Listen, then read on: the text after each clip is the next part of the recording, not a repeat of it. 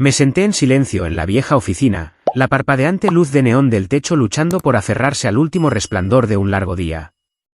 Ante mí estaba el documento de disolución de la empresa, letras negras manchadas sobre papel blanco, firmado por mi propia mano. Ciberseguridad Vega. La creación en la que había volcado mi corazón y mi alma ahora no era más que cenizas. ¿Bancarrota? La palabra sabía tan amarga, como un cuchillo rebanando mi corazón. Mi mano tembló al dejar el bolígrafo, la tinta aún no seca, mientras mi alma ya se había vuelto helada. ¿Cómo podría haber imaginado eso apenas 3 meses antes?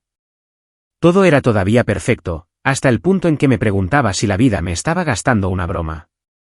Permíteme empezar desde el principio, desde los días en que todavía era Mateo Vega, 36 años, CEO de una empresa líder en ciberseguridad. Hace 3 meses, me elogiaban como un ícono de la nueva generación de líderes.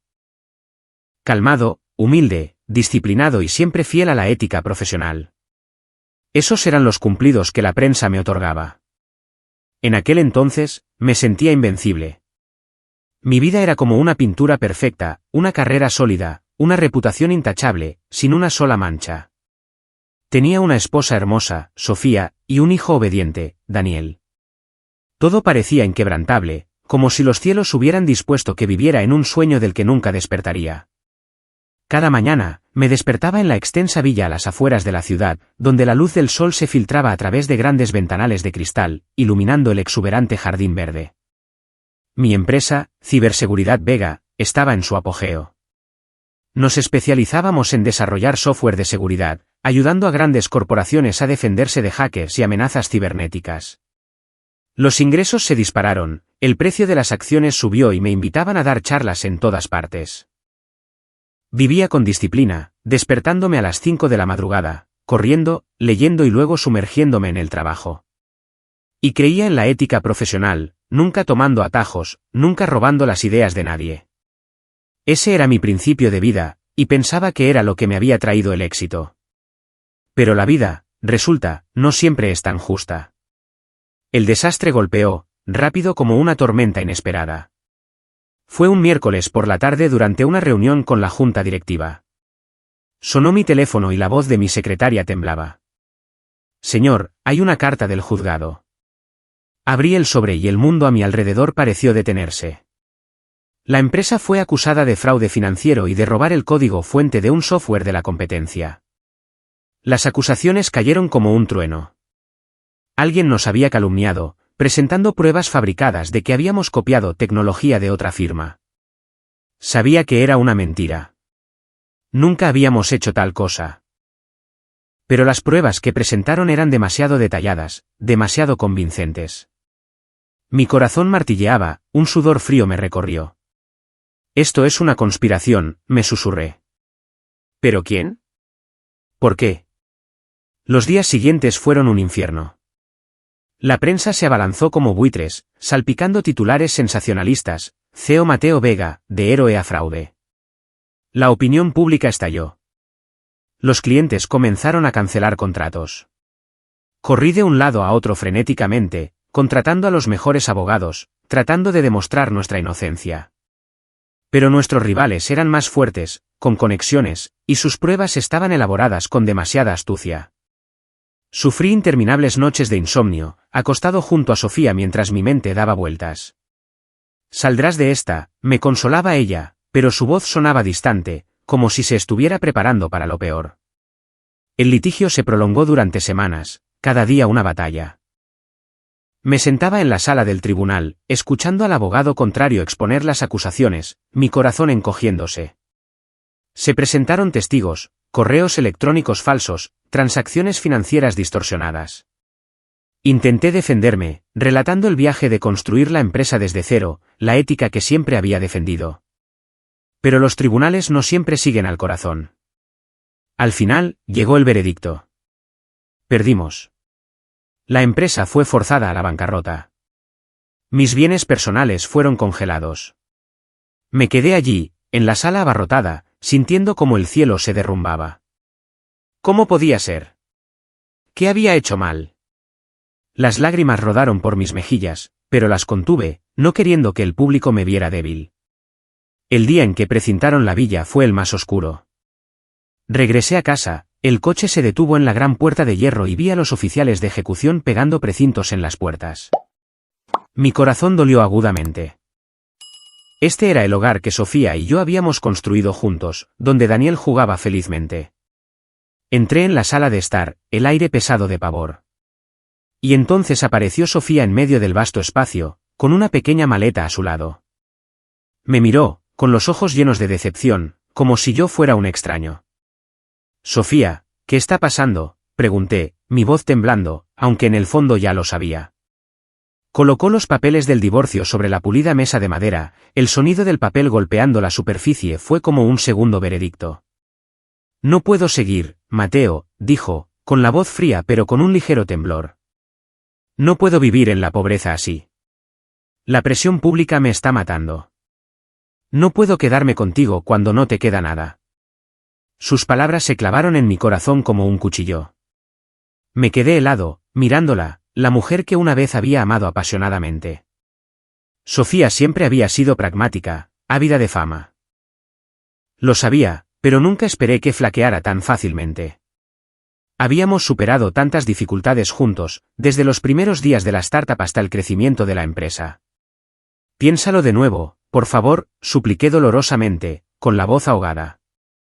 Recuerda los tiempos difíciles que enfrentamos antes. Por Daniel, nuestro hijo. Di un paso adelante, tratando de tomar su mano, pero ella negó con la cabeza, sus ojos fríos como el hielo. Sin una palabra en respuesta, tiró de la maleta y se dio la vuelta. La puerta se cerró de golpe, dejando la casa fría y a mí, un hombre fracasado, de pie solo en la sala vacía.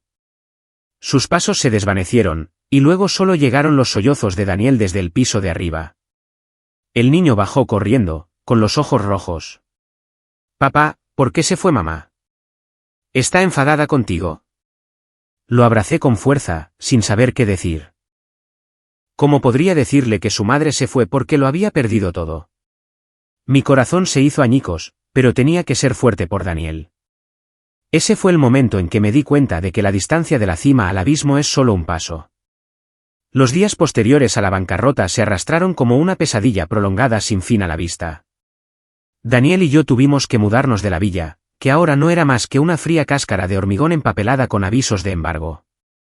Alquilé una diminuta habitación de motel en las afueras de la ciudad, donde las paredes mohosas y el constante rugido de los camiones resonaban durante la noche. La habitación apenas tenía espacio para una vieja cama doble y una mesa de madera podrida, pero era todo lo que podía pagar con los escasos ahorros que quedaban. Cada mañana, me despertaba y veía a Daniel durmiendo profundamente, su rostro inocente me retorcía el corazón. Ahorraba cada centavo para él, comprando leche, pan y algunos juguetes baratos para que no se sintiera solo. Papá, nuestra casa es muy pequeña, pero me gusta porque está cerca de ti, dijo Daniel con una sonrisa pura, sus palabras cortándome como un cuchillo.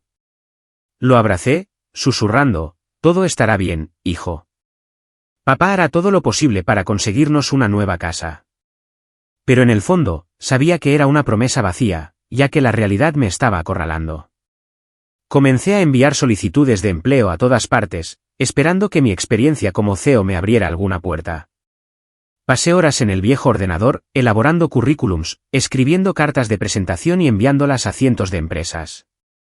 Soy Mateo Vega, quien una vez llevó a Ciberseguridad Vega a su apogeo, escribía, tratando de destacar los logros pasados. Pero las respuestas eran nulas o, peor aún, rechazos amables. Agradecemos su experiencia, pero el puesto ya ha sido cubierto. Sabía la verdadera razón. ¿Quién contrataría a alguien vinculado a una demanda por fraude, especialmente con un niño pequeño a cuestas? La prensa todavía cubría el caso, y mi nombre ahora significaba fracaso. Cada correo electrónico de rechazo se sentía como un puñetazo en la cara. Mi corazón se aceleraba, un sudor frío me recorría, y me preguntaba, ¿me queda alguna oportunidad? Llamé a viejos contactos, con la voz temblorosa. Puedo hacer cualquier cosa, incluso un puesto inferior. Pero la respuesta siempre era la misma. Lo siento, Mateo, pero con la situación actual, dudaban, y yo entendía. Temían los problemas. Los ahorros se agotaron rápidamente, como agua entre los dedos.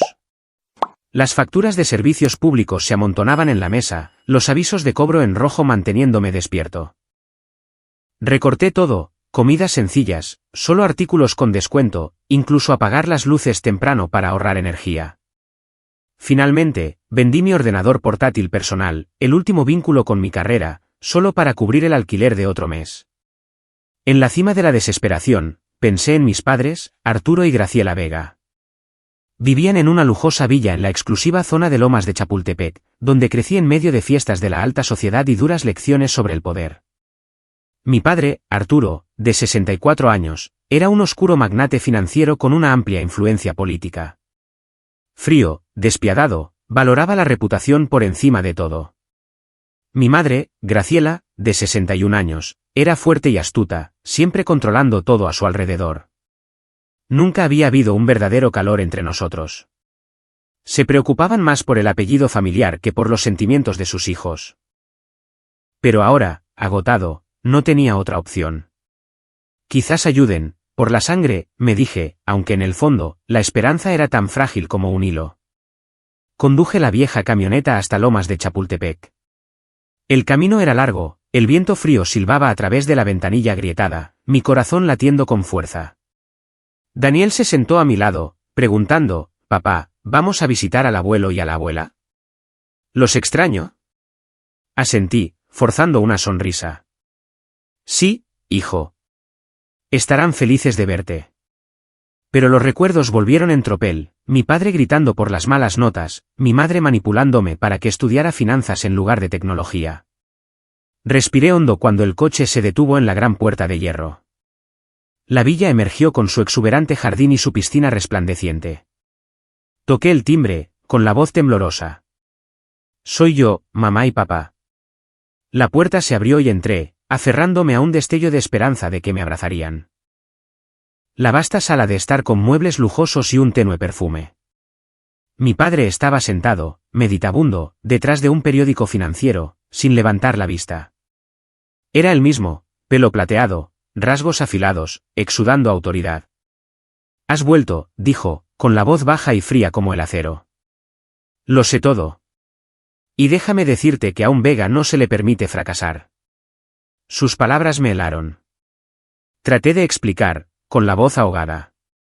«Papá, solo necesito un pequeño préstamo para cuidar de Daniel, tu nieto». Lo miré, esperando algo de ternura. Pero Arturo arrojó el periódico con rabia sobre la mesa, el sonido resonando. «¿Un préstamo? ¿Crees que soy un banco? Has manchado el apellido de la familia. El nombre Vega es ahora el hazmerreír del público. ¿Qué dice la prensa de ti? Fraude, robo. Eres la desgracia de esta familia». Su voz destilaba desprecio, sus ojos ardían. Mi corazón martilleaba, la tensión creciendo en espera de una señal de piedad, pero no llegó ninguna. Graciela descendió las escaleras, elegante en un vestido vaporoso, su rostro perfectamente maquillado. Miró a Daniel, que se escondía detrás de mí, y luego se volvió hacia mí, con la voz gélida. «Esto no es una guardería, Mateo. Cada uno enfrenta sus propias consecuencias. Tú elegiste tu camino. Ahora asúmelo». Me quedé helado. Arturo sacó unos cuantos billetes de su cartera, lanzándolos sobre la mesa como una limosna a un mendigo. «Esto es suficiente para que no tengas que mendigar por las calles. Ahora vete». Se dio la vuelta y subió las escaleras, dejándome solo en la fría habitación. Quería negarme, gritar que no necesitaba piedad, pero al pensar en Daniel, hambriento, necesitando una comida caliente, abandoné mi orgullo. Con las manos temblorosas, me incliné para recoger el dinero. La humillación me invadió como una ola. Salí de la casa donde crecí, mirando hacia atrás una última vez. La villa seguía siendo grandiosa, pero ahora era una prisión de recuerdos. Tomé la mano de Daniel, caminando en silencio, cargando con el sentimiento de haber sido abandonado por mi propia sangre. 2 semanas después de ser abandonado por mis padres, nuestras vidas se hundieron en un verdadero infierno. Los pocos pesos que mi padre me había arrojado como caridad se habían esfumado. Traté de alargar nuestra estancia en esa habitación de motel mohosa, pero el propietario no esperaría. «Tienes que irte». Si no pagas, se la alquilaré a otra persona, dijo por teléfono, su voz tan fría como una sentencia de muerte. Me quedé en medio de la habitación, mirando a mi alrededor, unas pocas ropas viejas, una maleta agrietada y los juguetes baratos de Daniel. Eso era todo lo que quedaba de nuestras vidas. Mis manos temblaron mientras recogía esas escasas pertenencias, metiéndolas en la vieja camioneta, el único hogar que nos quedaba. Daniel estaba a mi lado, sus grandes ojos fijos en mí. «Papá, ¿a dónde vamos ahora?» Lo subí a la camioneta, forzando una sonrisa. «Vamos a una aventura, hijo. Será divertido». Pero mi corazón latía con fuerza, atenazado por un miedo invisible. ¿Cómo sobreviviremos? Sin techo, sin dinero, solo el uno para el otro y la desesperación, royéndonos día a día. De día, conducía por la ciudad, buscando trabajo como un vagabundo. La camioneta chirriaba con cada aceleración, el humo negro saliendo a bocanadas por detrás. Pero no me detuve. Me detenía en cafeterías, talleres de reparación, incluso en obras de construcción, aferrando mi arrugado currículum. Tengo experiencia en gestión, pero estoy dispuesto a hacer cualquier cosa, suplicaba a los dueños de las tiendas. Me miraban y luego negaban con la cabeza. Lo siento, no estamos contratando. O peor, eres Mateo Vega, ¿verdad? Esa demanda. No queremos problemas. Cada rechazo era una puñalada que me oprimía el pecho. Seguí conduciendo, sudando bajo el sol abrasador, mi mente dando vueltas con preguntas. ¿Alguien me dará una oportunidad? ¿O es todo solo una ilusión? Daniel se sentaba en el asiento del copiloto, garabateando en un trozo de papel para animarme. «Papá, he dibujado nuestra nueva casa», dijo, y contuve las lágrimas, fingiendo una sonrisa. «Es preciosa, hijo».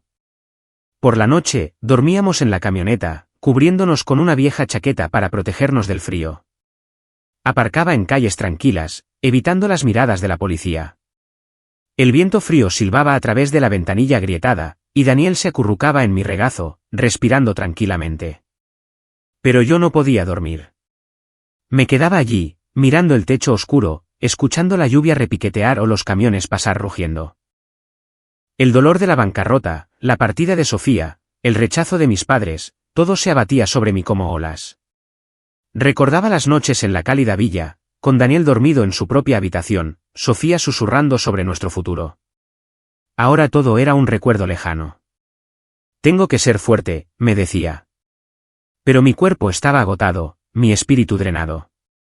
Cada noche era una batalla contra el miedo. ¿Y mañana qué? ¿Qué comerá Daniel? Esperaba tenso el amanecer, pero el amanecer solo traía más desesperación.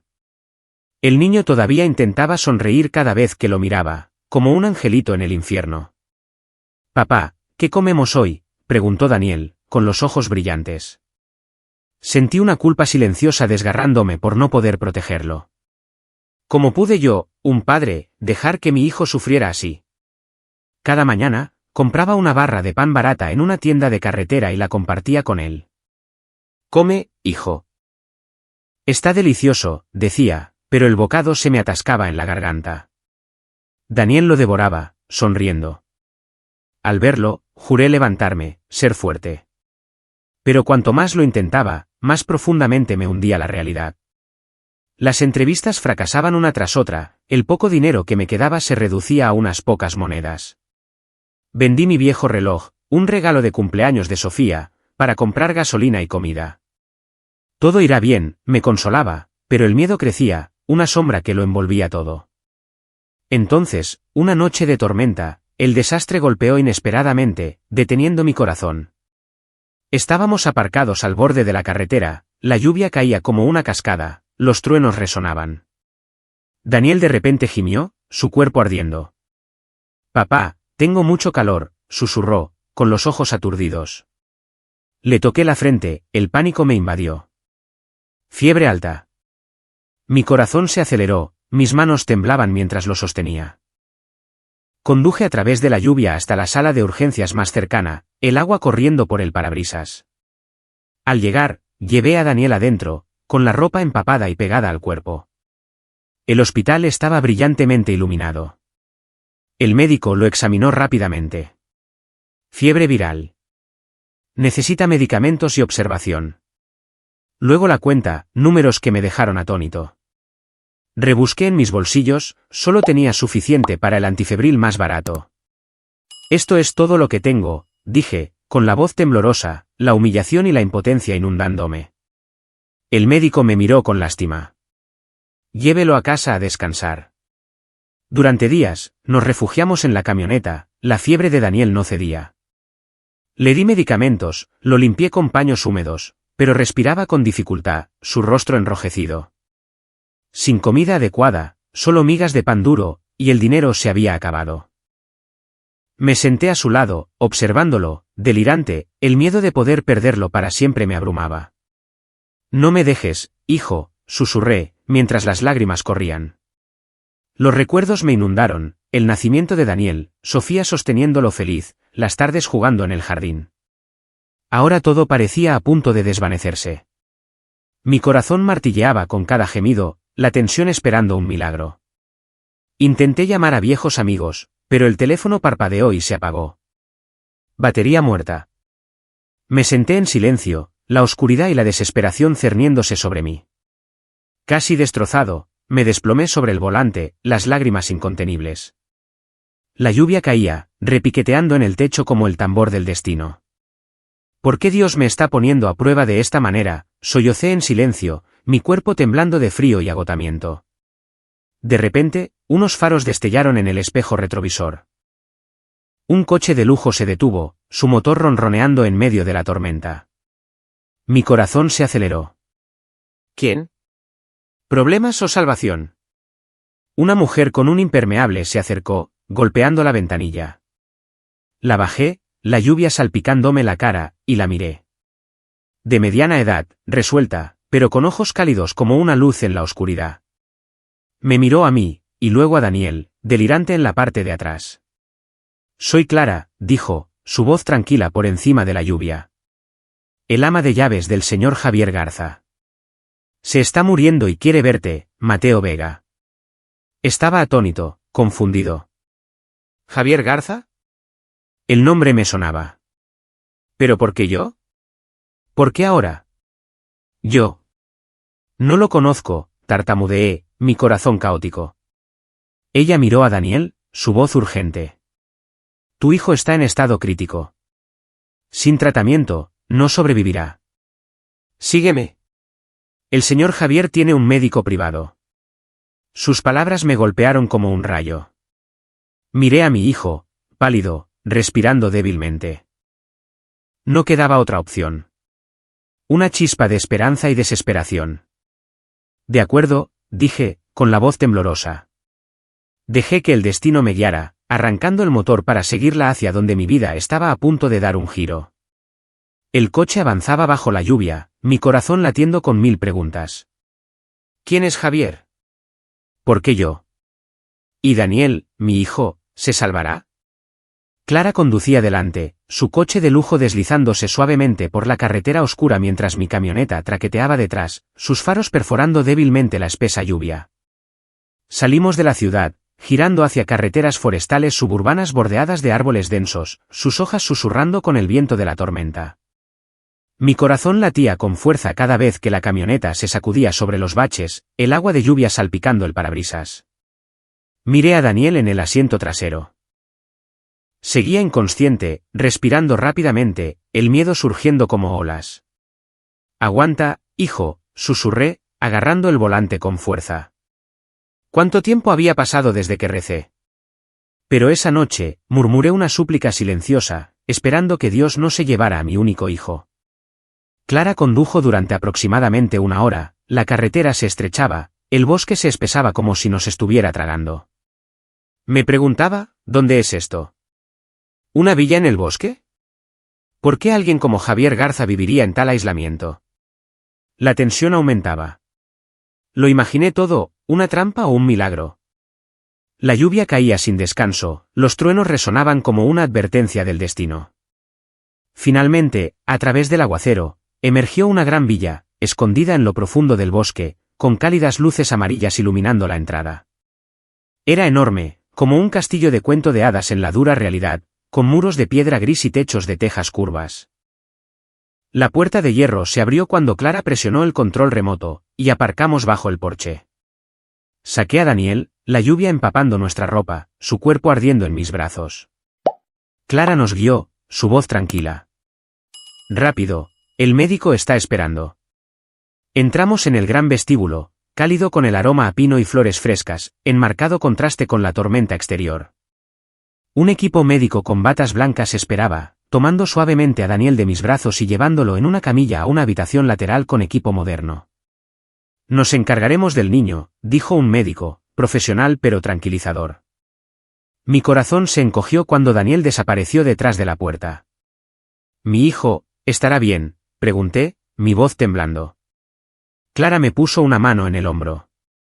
«Son los mejores. Ahora, el señor Javier está esperando». Asentí, mi mente dando vueltas. «Daniel vivirá, ¿verdad? No puedo perderlo». Clara me condujo por un largo pasillo, con una alfombra roja bajo los pies y las paredes colgadas de pinturas abstractas y fotos antiguas. Mi corazón se aceleró aún más cuando llegamos a una gran habitación al final. Una pesada puerta de madera se abrió con un crujido. Adentro, el aire era denso, el olor a antiséptico mezclado con la humedad del bosque. En el centro había una gran cama de hospital donde yacía Javier Garza, de 62 años, jefe del famoso imperio automovilístico Motores Garza. Estaba frágil, su piel arrugada, el pelo plateado revuelto, rodeado de máquinas y tubos. Un ventilador pitaba, el oxígeno burbujeaba y un monitor cardíaco pulsaba constantemente. Me quedé helado en la puerta, sin reconocer al hombre. Había oído hablar de Javier Garza en la prensa, el magnate del automóvil que construyó un imperio de la nada. ¿Pero por qué aquí? ¿Y cómo me conocía? Clara susurró, «Te ha estado esperando». Me acerqué, mis piernas pesadas como plomo, mi corazón latiendo con expectación. El anciano giró la cabeza lentamente, sus ojos nublados aún amables. Me miró, una leve sonrisa en sus labios. Su voz era débil, como una brisa. «Mateo Vega. Finalmente, estás aquí». Me quedé atónito, sentándome en la silla junto a la cama, mis manos temblando. ¿Qué? ¿Quién es usted? ¿Cómo me conoce? Tosió. Clara le dio agua. Luego continuó, «Te he estado buscando durante meses, con la esperanza de encontrar a mi Salvador antes de cerrar los ojos. Eres mi Salvador, Mateo». La palabra Salvador me sacudió como un rayo. ¿Salvador? ¿Cuándo lo salvé? Mi mente giraba, los recuerdos confusos y poco claros. Javier respiró pesadamente, luego insistió, su voz débil pero firme. Hace 12 años, en un accidente de coche. Mi vehículo derrapó fuera de la carretera y se hundió en el río. Lluvia intensa, agua caudalosa. Pensé que estaba acabado. Pero tú, un joven entonces, arriesgaste tu vida y saltaste para salvarme. Los recuerdos volvieron como una vieja película, vívidos y reales, haciendo que mi corazón se acelerara. Recordé esa noche lluviosa de hace 12 años, cuando era un joven ingeniero de software conduciendo a casa tarde. Lluvia torrencial, carreteras resbaladizas, y vi un coche caer al río desde lejos. Mi corazón latió con fuerza entonces, la adrenalina a flor de piel. Sin pensarlo, me detuve, me quité la chaqueta y me zambullí en el agua helada. La corriente me arrastró, pero nadé hasta el coche que se hundía, rompí la ventanilla y saqué al hombre inconsciente. Era pesado, sus pulmones inundados, pero luché hasta la orilla y le practiqué la reanimación cardiopulmonar hasta que revivió. Luego lo llevé de urgencia al hospital más cercano, me quedé hasta que los médicos confirmaron que estaba estable y me fui en silencio. Pensé que era simplemente lo correcto, un acto humano en plena noche. Ahora, sentado junto a su cama, miré a Javier y todo encajó. Su rostro, aunque envejecido, aún conservaba rasgos familiares de esa noche. «Eras tú», susurré, con la voz ahogada. No lo sabía. Solo salvé a un extraño. Él sonrió débilmente. «Sí, y me salvaste la vida, Mateo». Me quedé allí, agarrando la silla, las emociones surgiendo como olas. Las lágrimas rodaron por mis mejillas, no de tristeza, sino de una abrumadora conmoción y sentimiento. Durante 12 años, nunca imaginé que ese acto hubiera cambiado la vida de alguien tan profundamente. La voz de Javier continuó, ahora emocionada. Después del incidente, desperté en el hospital recordando poco. Pero luego descubrí que mi empresa, Motores Garza, estaba siendo saboteada por rivales. Conspiraron para apoderarse de todo, desde las acciones hasta la tecnología. Ese accidente no fue casual. Fue parte de un plan para matarme y cubrir sus huellas. Sus palabras me dejaron atónito. La tensión aumentaba, y pregunté, ¿quién? ¿Quién lo hizo? Suspiró, sus ojos distantes. Actores codiciosos de la industria. Contrataron a alguien para manipular los frenos, causando el derrape. Sin ti, habría muerto en el río y Motores Garza sería de ellos. Pero gracias a ti, sobreviví, descubrí la verdad y luché. Investigué, demandé y gané. Todo gracias a ti, Mateo. Escuché, mi corazón latiendo con cada detalle. Habló de las secuelas, de contratar detectives para encontrarme, sabiendo solo que era un joven en una vieja camioneta. Le llevó años, pero recientemente, con una enfermedad terminal de cáncer en etapa avanzada, intensificó la búsqueda, encontrándome a través de los registros de la demanda reciente. Sé que estás luchando, dijo, su voz desvaneciéndose. Bancarrota, perdiste a tu esposa, abandonado por tu familia. Pero te mereces algo mejor. Por eso, antes de morir, quiero verte una última vez. Para agradecerte y pagarte. Sus palabras se clavaron en mi corazón. ¿Pagarme? No quería nada, solo la salud de Daniel. Pero en el fondo, sentí que una deuda de vida se estaba desarrollando, haciéndome temblar. Una enfermera entró, revisando los monitores. Necesita descansar. Javier asintió, sus ojos aún fijos en mí. Mañana hablaremos más. Me levanté, con las piernas débiles, saliendo con 1000 preguntas. Esa noche, en una gran y cálida habitación de invitados, me quedé despierto pensando en esa noche lluviosa de hace 12 años. La expectación por la mañana. Sabía que mi vida estaba cambiando. ¿Pero en qué dirección? La emoción y el miedo se entrelazaban, como estar de pie ante una puerta misteriosa. A la mañana siguiente, el amanecer se filtró a través del dosel del bosque, proyectando tenues rayos en la villa. Me desperté temprano, con el corazón lleno de ansiedad, y corrí a la habitación del señor Javier. Clara ya estaba esperando en la puerta, su rostro apesadumbrado, sus ojos enrojecidos. Se ha ido, Mateo, susurró, con la voz ahogada. Empujé la puerta y la visión detuvo mi corazón. El señor Javier yacía inmóvil en la cama, su rostro en paz, mientras las enfermeras retiraban las enmarañadas vías intravenosas. Las máquinas estaban apagadas, la habitación tan silenciosa que podía oír mi propia respiración. Me quedé en silencio, inclinándome junto a la cama, sintiendo un vacío infinito. El hombre que salvé hace 12 años, que me encontró en mi abismo, ahora se había ido para siempre. Gracias, susurré suavemente, tocando su mano fría. El funeral fue tranquilo y digno, celebrado unos días después en el jardín trasero de la villa. Sin multitudes ruidosas, sin prensa agolpada. El señor Javier lo quería así, dijo Clara. El ataúd descansaba entre árboles centenarios, cubierto de flores blancas, mientras los vientos del bosque susurraban un adiós. Yo estaba de pie con un traje negro prestado, Daniel aferrado a mi pierna. Los sirvientes, el mayordomo, los médicos y algunos empleados cercanos inclinaron sus cabezas en un último respeto, sus voces bajas en un viejo himno. Mientras se inclinaban, un peso pesado oprimió mi pecho como una piedra. Días después, con el duelo aún presente, recibí una llamada del abogado personal del señor Javier, el licenciado Marcelo Morales. Su voz por teléfono era seria y cortés. Señor Vega, necesito reunirme con usted en la oficina en relación con el testamento del señor Javier. Mi corazón latió con fuerza. ¿Testamento? Nunca lo imaginé. ¿Y por qué su testamento me involucraría a mí? Conduje al centro. El bufete de abogados estaba en un reluciente rascacielos, el aire frío con olor a papeleo y jerga legal.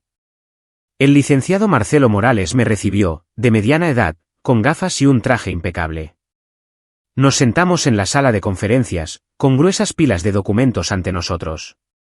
El señor Javier dejó su testamento claro, dijo, deslizando un papel hacia mí. Todo su patrimonio, el conglomerado Motores Garza, las acciones, la villa, la colección de superdeportivos y yates se le transfiere a usted. Como pago por haberle salvado la vida años atrás, sus palabras explotaron en mi cabeza como una bomba. Me quedé mirando el papel, congelado, las letras bailando. Miles de millones de pesos, un imperio automovilístico masivo. La gratitud mezclada con la confusión me abrumó. ¿Cómo? ¿Yo, que lo perdí todo en bancarrota, vagando, ahora elegido para heredar este vasto legado? La coincidencia era demasiado grande, dejándome conmovido pero a la vez aterrorizado. Mis manos temblaban al sostener el papel. ¿Pero por qué yo? No soy su hijo. El licenciado Morales negó con la cabeza. No lo sé, pero el testamento está autenticado, es totalmente válido y preciso. El señor Javier creía que usted se lo merecía. Mi corazón se aceleró con la tensión de la repentina carga. ¿Era esto un milagro o un peso? El abogado me entregó un sobresellado, de papel amarillo envejecido, escrito a mano, solo para Mateo Vega. Según el señor Javier, solo usted puede abrirlo, dijo el licenciado Morales gravemente. Asentí, mi mente arremolinándose. Salí de la oficina, conduciendo de regreso a la villa bajo una lluvia ligera, con mil porqués inundando mi mente. ¿Por qué yo? ¿Qué secreto se esconde detrás de esto? El sobre se sentía pesado, como si llevara el destino. De vuelta en la villa, me senté durante mucho tiempo en el gran sofá de la sala, mirando el sobre con una extraña premonición, como si contuviera una bomba de relojería. Con las manos temblorosas, rompí el sello, mi respiración acelerándose. Dentro había una carta escrita a mano con la letra temblorosa del señor Javier y una gruesa pila de documentos amarillentos. Con el corazón martilleando, abrí la carta. Querido Mateo, comenzaba. En ella, Javier escribió sus pesadas últimas palabras. Tenía un hijo de mi edad llamado Ricardo Garza, que vivía en el extranjero. Javier confesó que su imperio de toda una vida, desde un pequeño taller hasta Motores Garza, no podía ir a parar a Ricardo. Según él, Ricardo era un hedonista, ambicioso y despiadado, dispuesto a traicionar todos los valores por el poder. Relató el derroche de Ricardo, sus escándalos e intentos de apoderarse de la empresa durante su enfermedad. No puedo permitir que mi legado caiga en tales manos, escribió. Leí, mi corazón encogiéndose. ¿Estaba tan solo que eligió a un extraño? Luego expresó su fe en que solo yo, con mi humildad, integridad y resiliencia ante la adversidad, merecía no solo la riqueza, sino también sus ideales, su ética y su espíritu. Me salvaste sin buscar recompensa, Mateo. Esa es la cualidad que buscaba. Al leer esto, mis ojos ardieron. Una profunda emoción surgió. Las lágrimas cayeron incontrolablemente. ¿Era yo, el fracasado, visto como un heredero? Mi corazón se aceleró con gratitud y un extraño orgullo. Pero las últimas líneas me cortaron la respiración como un estrangulamiento. Javier reveló que los saboteadores de su accidente de hace 12 años no eran otros que el grupo financiero Vega, la empresa de mis padres. El archivo contenía todas las pruebas que había reunido a lo largo de los años. Sus palabras me golpearon como un trueno, mi mundo girando. Mis padres, los que me abandonaron, eran los enemigos del señor Javier. Dejé caer la carta, con las manos temblando, mientras abría el archivo. Los papeles se esparcieron, recibos de transferencias millonarias, contratos secretos de manipulación de frenos, fotos de reuniones clandestinas entre mi padre y sus cómplices. El logotipo del grupo financiero Vega era claro en cada página. Las firmas de Arturo y Graciela eran innegables. Me quedé mirando, mi corazón helado, cayendo en un abismo. Los recuerdos surgieron, los tratos secretos de mis padres, los viajes nocturnos, las lecciones sobre el poder sin escrúpulos. Ahora todo conectaba. El accidente fue su complot para apoderarse de Motores Garza. Al final de la carta, escribió que podría haber entregado las pruebas, enviando a Arturo y Graciela a la cárcel. Pero al saber que su salvador era el hijo de ellos, eligió el silencio. No quería que sufrieras más, Mateo. Te dejo a ti decidir si prevalece la justicia o el perdón. sus palabras pesaban como una carga en mi pecho. Me derrumbé en el suelo, sintiendo que el mundo se desmoronaba de nuevo. El hombre al que salvé era la víctima de mis propios padres. Mis padres, que me dieron a luz fríos pero mi sangre, eran ahora los villanos. En los días que siguieron, mi hijo y yo vivimos en la mansión del señor Javier, ahora oficialmente mía bajo el testamento. La vasta villa, en lo profundo del bosque suburbano, con sus lujosas habitaciones, camas suaves y un exuberante jardín, era como un resort. Daniel corría emocionado, explorando el reluciente garaje de superdeportivos o la piscina al aire libre. Papá, nuestra casa es como un castillo, gritaba cada mañana, sus ojos brillantes.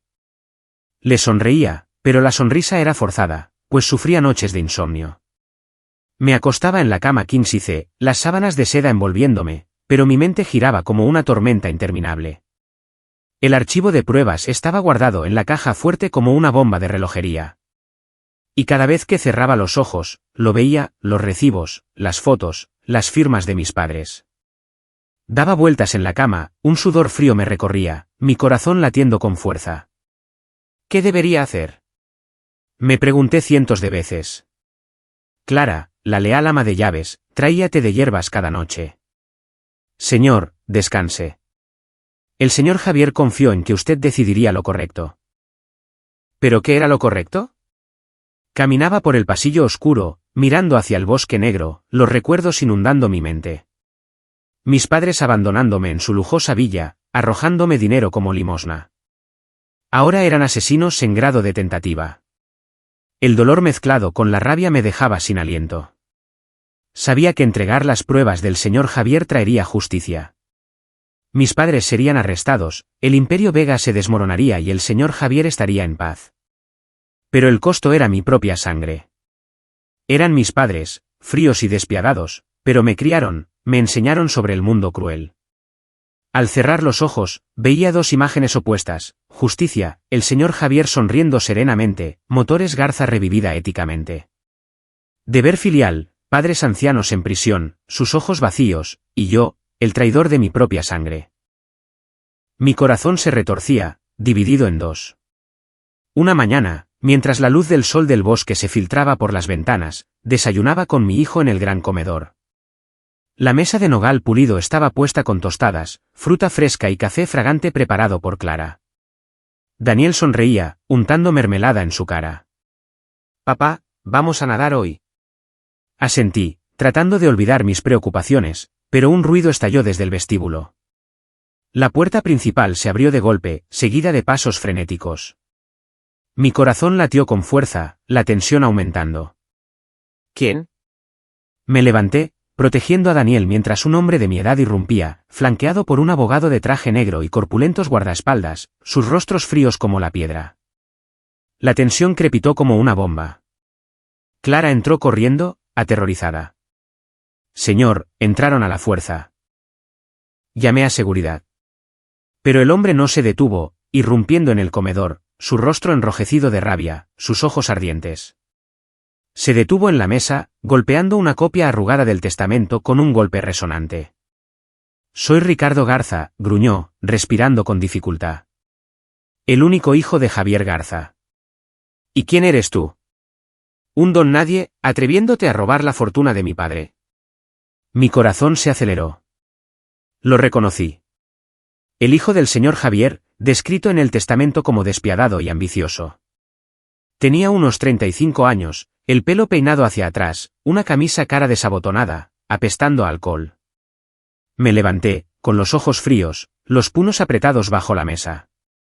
El testamento del señor Garza es claro, dije con calma, aunque mi corazón tamborileaba. Insultaba no solo a mí, sino a la memoria del difunto, el señor Javier, que confió en mí por encima de su propia carne. Daniel se escondió detrás de mí, asustado. Papá, ese hombre está enfadado. Le acaricié el pelo, susurrando, está bien. Quédate quieto. Ricardo se acercó, apuntándome con un dedo en el pecho, su aliento alcohol picando. Manipulaste a mi padre moribundo para que firmara. Un fracasado como tú. En bancarrota, sin hogar. ¿Cómo te atreves a reclamar el legado de Garza? Eres solo un parásito afortunado. sin sangre Garza, no tienes derecho a heredar. Sus palabras cortaban como cuchillos, hirviendo mi sangre. Recordé la carta del señor Javier, Ricardo, el hedonista, listo para traicionar. Ahora estaba frente a mí, con la cara morada, gritando. Reprimí mi rabia, encontrando su mirada firmemente, sin doblegarme. El testamento refleja los deseos del señor Javier. No forcé nada. Mi silencio lo enfureció aún más. Golpeó la mesa, los vasos tintinearon, la mermelada salpicó. ¿Quién te crees que eres? Te demandaré. Devuelve Motores Garza, o te arrepentirás. Levantó el brazo, los guardaespaldas avanzaron, el aire se volvió sofocante. Mi corazón se aceleró, esperando un golpe o una amenaza. Me negué, mi voz resuelta. No cederé a la calumnia. Esta es mi casa por ley. Váyase, o llamaré a la policía. Ricardo se burló, sus ojos afilados. Te arrepentirás de esto. Se dio la vuelta, haciendo una señal a su abogado y a los guardias, saliendo con pasos contundentes. El enfrentamiento terminó en una tensión asfixiante, dejando el comedor en un silencio sepulcral. Clara entró corriendo, preocupada. Señor, ¿está bien? Asentí, mis manos aún temblando. Días después, Ricardo demandó, y se desató una tormenta mediática. Las redes sociales y la prensa se llenaron de mentiras dirigidas a mí, Mateo Vega, el estafador que se apodera de la fortuna de un multimillonario. Artículos sensacionalistas, fotos robadas, comentarios maliciosos. Explotó a un anciano moribundo. Leí cada línea en mi teléfono, mi corazón encogiéndose, pero permanecí en silencio, dejando que la verdad hablara, pues el silencio era a veces la única forma de proteger el honor.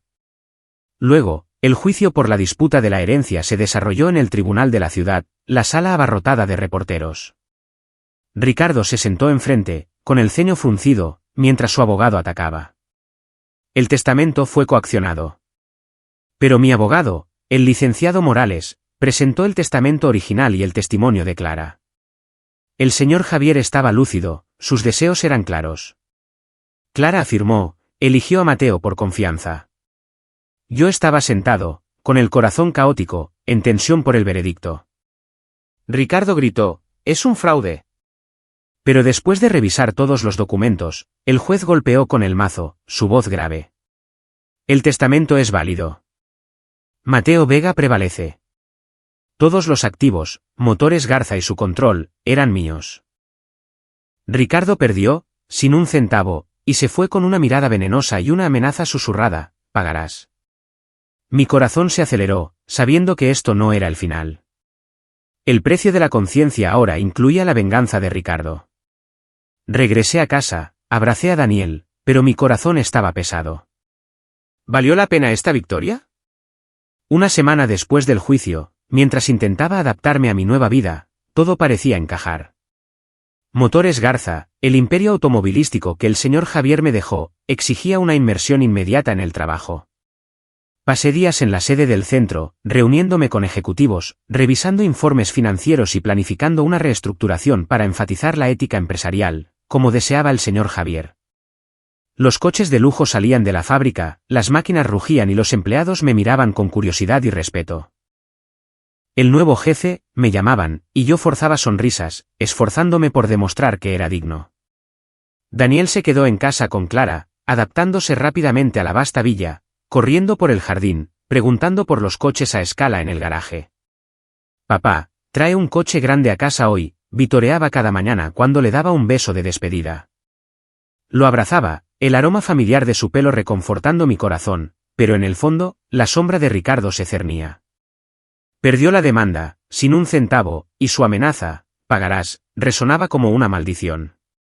Una tarde, después de una larga reunión de accionistas, conduje de regreso a la villa a través de la oscuridad del bosque suburbano. Los faros iluminaban la sinuosa carretera, el viento frío silbaba a través de la ventanilla, el cansancio me abrumaba. La reunión había sido un éxito, se firmaron nuevos contratos, las acciones subían. Pero mi mente daba vueltas sobre el archivo de pruebas de mis padres. ¿Debería quemarlo?, me pregunté, agarrando el volante. Pero al regresar a la villa y entrar en mi estudio, la visión me heló la sangre. La puerta había sido forzada, sus bisagras dobladas por una patada. Había papeles esparcidos por el suelo. Libros caídos, cajones forzados, los muebles en un caos, como después de una tormenta. Entré corriendo, con las manos temblando, revisando la caja fuerte cerrada con llave en la esquina donde escondía el sobre con los crímenes del grupo financiero Vega. La cerradura estaba rota, la caja fuerte abierta, el sobre había desaparecido. Mi corazón se detuvo, un sudor frío me recorrió, mi mente girando. Imposible. ¿Quién? ¿Cómo lo sabían? Me derrumbé en el suelo, con la cabeza entre las manos, los recuerdos inundándome, recibos, fotos, pruebas de que mis padres organizaron el accidente del señor Javier. Ahora, el miedo a una mano desconocida surgió como olas. Daniel, grité, corriendo a buscarlo. Clara apareció en el pasillo, con el rostro pálido. La bombardeé a preguntas. ¿Quién entró en mi habitación? ¿Qué pasó? Temblando, ella relató. Fue Ricardo, señor. Llegó hace horas con guardaespaldas, armando un escándalo. Le dije que estaba en una reunión importante, pero me ignoró. Subió a su habitación, destrozándolo todo. Oí cristales rompiéndose, papeles volando. Quise llamarlo pero temí interrumpir. Esperé su regreso. Sus palabras me golpearon como un rayo, dejándome atónito. Ricardo. Entró, se llevó el archivo. Mi corazón se aceleró con la expectación por sus planes. ¿Por qué no llamaste a la policía?, pregunté bruscamente. Clara inclinó la cabeza. Amenazó con hacerle daño a Daniel si lo hacía. Tuve miedo. La abracé. Está bien. ¿Hiciste lo correcto? Pero la rabia y el miedo hervían. Ricardo había comenzado su venganza. El archivo era ahora su arma. Una semana después, cuando las cosas parecían tranquilas, el desastre llegó a través de la televisión. Estaba sentado en la sala de la villa después de la cena, Daniel dormido en el sofá. Encendí las noticias de la noche, bebiendo vino. Entonces, la pantalla mostró una imagen que me dejó atónito, mis padres, Arturo y Graciela Vega, siendo escoltados por la policía desde su mansión de Lomas de Chapultepec. Mi padre, de pelo plateado, desaliñado, su rostro demacrado, esposado. Mi madre, con un vestido arrugado, cansada y ausente, evitando las cámaras. Los reporteros gritaban, pareja de poder arrestada. No podía respirar. La copa de vino se hizo añicos en el suelo, el sonido resonando. Los investigadores anunciaron que Arturo y Graciela Vega estaban detenidos por delitos financieros, soborno, blanqueo de dinero e intento de asesinato, específicamente, el accidente de Javier Garza de hace 12 años. Un reportero detalló, las pruebas incluyen recibos de transferencias, contratos secretos y fotos de reuniones clandestinas. Era el archivo del señor Javier. Mi corazón se encogió, la tensión aumentando con la siguiente sorpresa. El acusador era Ricardo Garza, el hijo de la víctima, quien presentó los documentos. Ricardo Garza clama justicia para su padre, dijo el reportero, mostrándolo sonriendo para las cámaras. Al oír esto, me sorprendí pero no me extrañó. En el fondo, sabía que Ricardo se vengaría entregando las pruebas de Javier. No solo se llevó el archivo para destruir a mis padres, sino para golpear mi conciencia como heredero de Garza. Siguió un frenesí mediático, un torbellino que lo arrasó todo. Titulares sensacionalistas, el Imperio Vega se desmorona, magnate financiero arrestado por complot de asesinato. Las fotos de mis padres se volvieron virales, junto con comentarios maliciosos. Se lo merecen. Los accionistas se retiraron en masa. Las acciones del grupo financiero Vega se desplomaron. Los socios cancelaron contratos. Lo vi todo a través del ordenador, mi corazón tan hueco como un vacío. Aunque mis padres me trataron con dureza en la adversidad abandonándome, despreciándome, me dieron a luz y me criaron. Ahora su imperio se desmoronaba, y yo, su hijo, observaba impotente. El objetivo de Ricardo se cumplió. Se fue de México en silencio. Los rumores en línea decían que voló a Europa con los fondos que le quedaban, su venganza clara, derrocarme indirectly. La prensa investigó, Ricardo Garza acusa a los enemigos de su padre para fastidiar al heredero. Me quedé en medio de las cenizas de dos dinastías, Garza y Vega, dándome cuenta de que no había un verdadero ganador. El señor Javier fue vindicado, pero demasiado tarde. Mis padres estaban arruinados. Ricardo estaba en la quiebra pero satisfecho. ¿Y yo? Rico pero con el corazón roto. En las semanas siguientes, el mundo a mi alrededor se sumió en el caos, donde la verdad emergió pero no trajo paz. El juicio de Arturo y Graciela Vega atrajo una atención mediática masiva, como una obra trágica transmitida en vivo. La sala del tribunal se desbordaba de reporteros, las cámaras destellaban sin parar, los titulares gritaban, el magnate financiero Arturo Vega se enfrenta a la muerte por reputación. Ambos se enfrentaban a numerosos cargos, fraude financiero a gran escala, soborno a funcionarios para manipular mercados, blanqueo de dinero a través de empresas fantasma e intento de asesinato, dirigido específicamente al empresario Javier Garza en el accidente de hace 12 años. Me senté en la villa viéndolo por televisión, mi corazón latiendo con fuerza cada vez que aparecían mis padres. Mi padre, Arturo, una vez un poderoso magnate con una sonrisa confiada, ahora estaba detrás del banquillo de los acusados, con los hombros caídos, la mirada desviada. Mi madre, Graciela, intentaba mantener su porte aristocrático, pero sus manos temblaban al sostener el micrófono. El fiscal presentó las pruebas que Ricardo había entregado con voz de acero. Después de 10 semanas, la sentencia llegó en una mañana lluviosa. La sala del tribunal se quedó en silencio. El juez golpeó con el mazo, su voz grave. Arturo Vega es condenado a 25 años de prisión, sin libertad condicional, debido a la gravedad de los delitos. Mi padre inclinó la cabeza, sus hombros temblando, en silencio. Luego mi madre, Graciela Vega recibe 18 años por complicidad y ocultación de actos delictivos. Sollozó suavemente, su mano sobre la boca, sus ojos vacíos. Los reporteros tomaron fotos. Las multitudes afuera vitoreaban, justicia prevalece. Seguí todo el juicio en silencio desde la villa, frente al televisor. Sin regodearme, sin un dolor intenso, solo un profundo agotamiento, como si mi alma se hubiera vaciado después de toda la agitación. Un mes después, cuando la lluvia del bosque cesó y el oro del otoño envolvió la ciudad, decidí visitar el penal de máxima seguridad en el norte del país donde estaban mis padres, para poner fin a todo. La larga carretera serpenteaba a través de bosques de hojas rojas, el viento frío silbaba por la ventanilla del coche, mi corazón latiendo con expectación. ¿Qué diré? Me pregunté, agarrando el volante. Daniel se quedó con Clara, saludando. Papá va a visitar al abuelo y a la abuela. Diviértete. Forcé una sonrisa, pero por dentro reinaba el caos. Esta era la reunión final para cerrar el pasado. La prisión se alzaba imponente, altos muros de hormigón, alambre de espino, el aire pesado como un cementerio. Pasé la seguridad, esperé en la sala de visitas, mi corazón acelerándose cada segundo. Entonces aparecieron detrás de un grueso cristal.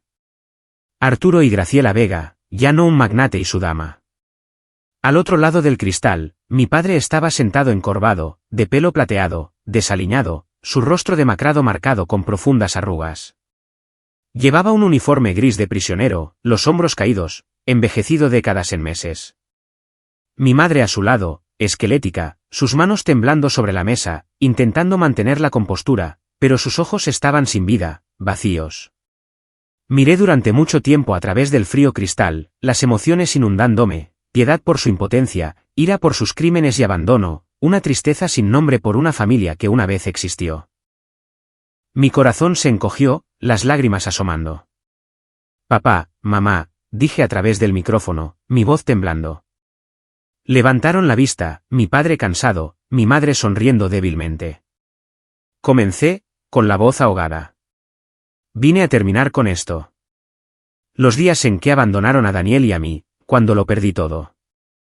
Arrojaron dinero como caridad, me dieron la espalda fríamente. Lo recuerdo todo. Sus errores destrozaron nuestra familia. Y ahora el precio es este, en prisión. Mis palabras cortaron como cuchillos, pero era necesario decirlas. Mi padre levantó la cabeza, sus labios se movieron como para hablar, pero solo escapó un pesado suspiro, sus ojos bajos. Mi madre negó con la cabeza, las lágrimas corriendo, sin el valor de enfrentar el pasado. Susurró, Mateo, y luego guardó silencio. Ambos quedaron finalmente mudos, su pesado silencio más elocuente que cualquier excusa, un muro invisible entre nosotros. Me senté mirando a través del cristal, con el corazón dolido, esperando una disculpa, una explicación, pero no hubo nada, solo suspiros y lágrimas. Me levanté, una última mirada a través del grueso cristal. Mi padre inclinado, mi madre desviando la mirada, y luego me di la vuelta. Mis pasos fueron lentos pero decididos, dejando atrás un capítulo muerto. Fuera de la prisión, el viento frío me golpeó la cara, y lloré, por ellos, por el señor Javier, por mí. Pasaron 2 años desde que el veredicto cerró el capítulo.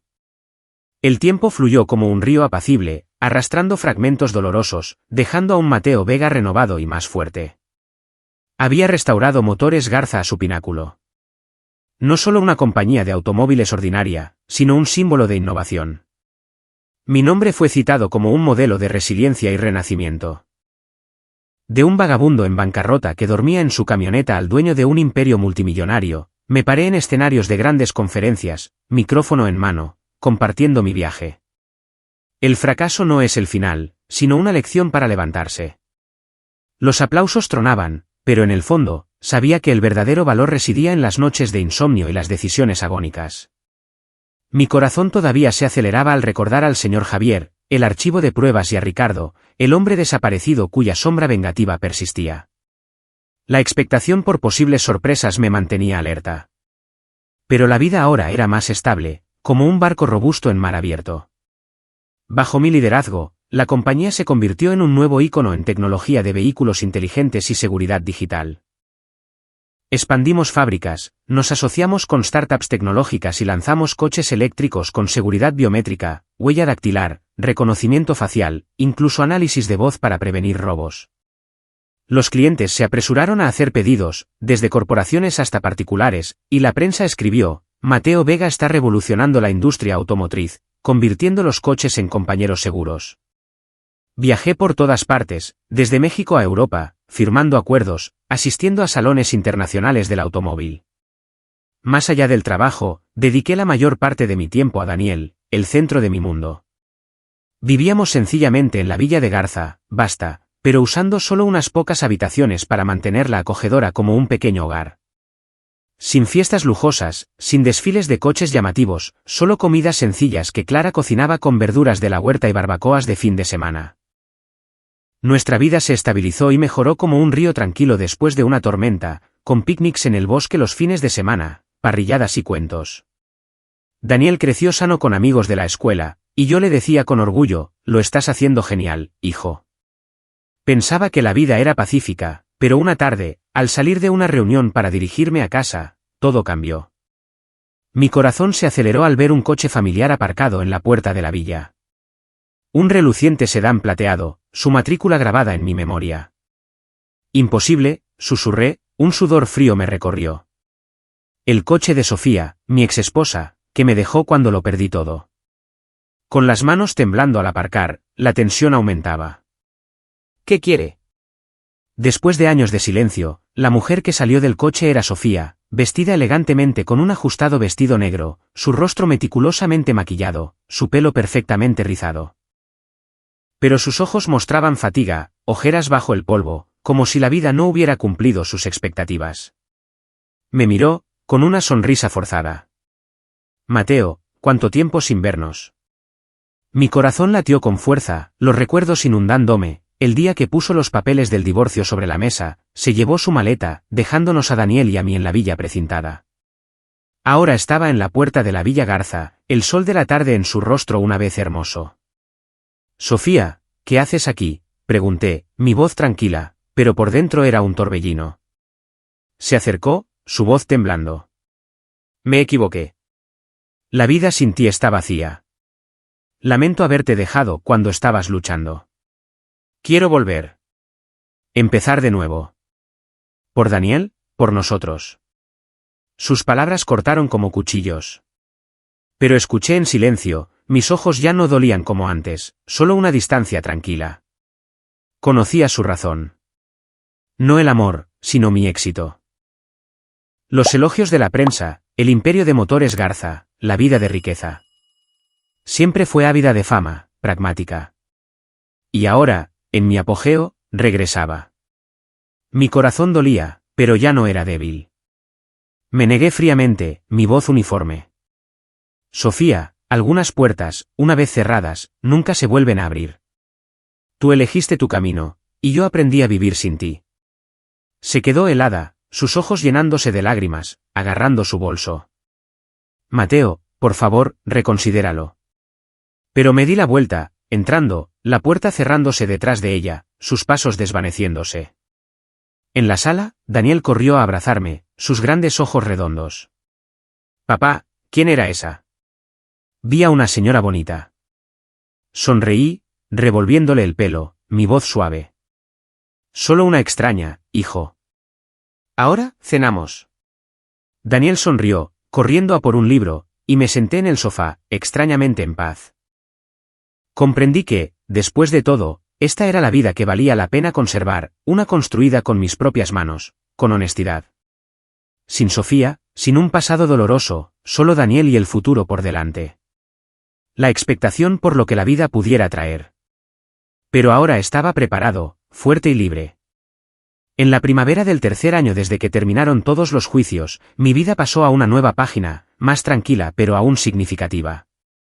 Las lluvias del bosque suburbano dieron paso a un calor suave, las flores florecieron en el jardín de la villa, la brisa llevando un fresco aroma a tierra como un recordatorio de renacimiento. Dediqué mucho tiempo a la caridad y a la enseñanza en seminarios de ética empresarial, cosas que nunca imaginé hacer. Motores Garza siguió siendo el pilar, pero ya no me enterraba en el trabajo para escapar. En cambio, elegí devolverle a la vida ayudando a otros.